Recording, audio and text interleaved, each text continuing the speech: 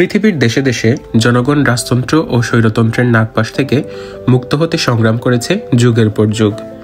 কিন্তু 2025 সালে এসে হিমালয় কন্যা নেপালের মানুষ ফিরে যেতে চায় গণতন্ত্র থেকে রাজতান্ত্রিক শাসনে।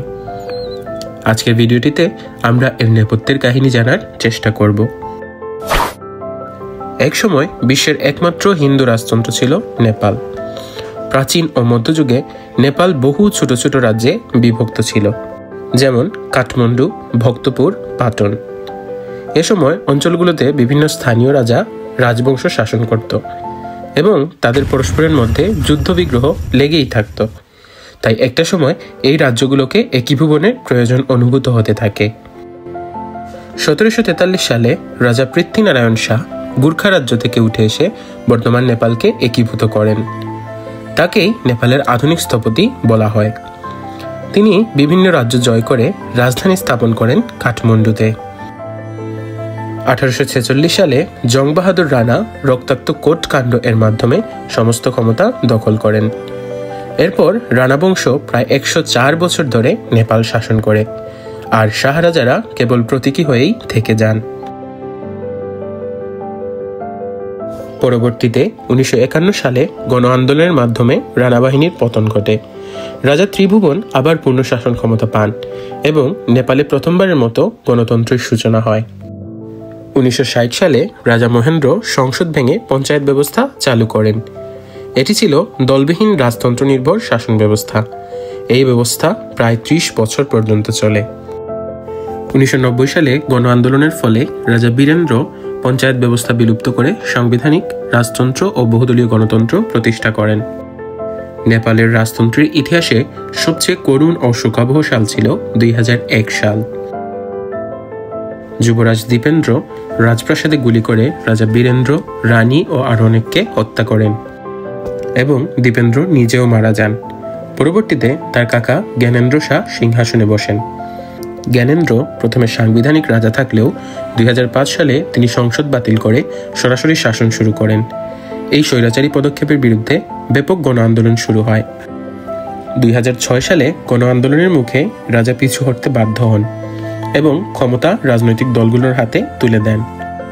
28 মে 2008 সালে নেপালের সংসদ রাজতন্ত্রকে বিলুপ্ত ঘোষণা করে এবং নেপালকে একটি প্রজাতান্ত্রিক রাষ্ট্র ঘোষণা করে, যার ফলে জ্ঞানেন্দ্র শাহই হন নেপালের শেষ রাজা।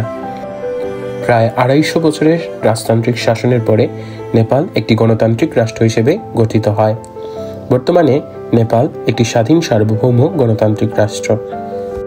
2025 সালে এসে নেপালের একটি অংশের জনগণ কেন আবার রাজতন্ত্রে ফিরে যেতে চাচ্ছে, এই প্রশ্নের উত্তর ঐতিহাসিক, রাজনৈতিক, সামাজিক ও অর্থনৈতিক দৃষ্টিকোণ থেকে বিশ্লেষণ করলে অনেক গুরুত্বপূর্ণ তথ্য উঠে আসে।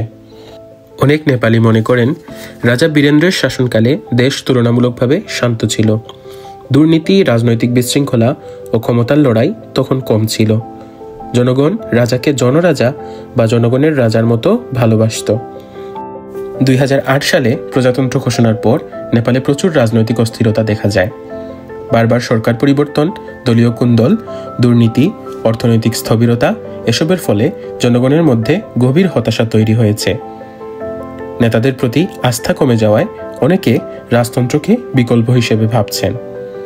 মানুষ বলছে নেতারা নিজেদের স্বার্থ দেখে, অন্তত রাজা নিজের জন্য রাজনীতি করতেন না। প্রজাতন্ত্রে পরিবর্তনের পর একাধিক সরকার দুর্নীতি ও অদক্ষতার কারণে সমালোচিত হয়েছে। স্বাস্থ্য, শিক্ষা, অর্থনীতি সব খাতেই জনভোগান্তি চরমে পৌঁছেছে। অনেকে মনে করেন রাজা থাকলে জাতীয় ঐক্য ও শৃঙ্খলা বজায় থাকত। নেপাল ছিল একমাত্র হিন্দু রাজতন্ত্র। প্রজাতন্ত্র ঘোষণার পর দেশকে ধর্মনিরপেক্ষ ঘোষণা করা হয়, যা অনেক ধর্মীয় ও রক্ষণশীল মানুষের মনে ক্ষোভ তৈরি করেছে। তারা মনে করেন রাজা ছিলেন হিন্দুদের রক্ষক এবং জাতির ঐতিহ্যের প্রতীক। তাই হিন্দু রাষ্ট্র ও রাজতন্ত্র প্রতিষ্ঠার দাবিতে অনেক ধর্মীয় সংগঠনগুলোও সোচ্চার ভূমিকা রাখছে। পক্ষান্তরে রাজতন্ত্র বিলুপ্ত হওয়ার পর জ্ঞানেন্দ্র শাহ কোনো রাজনৈতিক আন্দোলন বা সহিংসতা চালাননি, বরং তিনি সাধারণ জীবনযাপন করেন এবং মাঝে মাঝে জনগণের পাশে দাঁড়ান। এটি তাকে অনেকের কাছে শ্রদ্ধেয় এবং স্থিতধী নেতা হিসেবে তুলে ধরে। সাম্প্রতিক নেপালের বিভিন্ন শহরে প্রো মোনার্কি বিক্ষোভ হয়, কিছু রাজনৈতিক দল, বিশেষ করে রাষ্ট্রীয় প্রজাতন্ত্র পার্টি আরপিপি, রাজতন্ত্র ফিরিয়ে আনার দাবি তোলে। সোশ্যাল মিডিয়ায় যুব সমাজের একটা অংশ ব্রিং ব্যাক দ্য কিং হ্যাশট্যাগে প্রচার চালাচ্ছে। তবে প্রশ্ন রয়ে যায়, রাজা ফিরলে কি তিনি আবার একনায়ক হবেন, নাকি কেবল সাংবিধানিক রাজার মতো প্রতীকী ভূমিকায় থাকবেন? গণতন্ত্র ও রাজতন্ত্র কি একসঙ্গে সহাবস্থান করতে পারবে?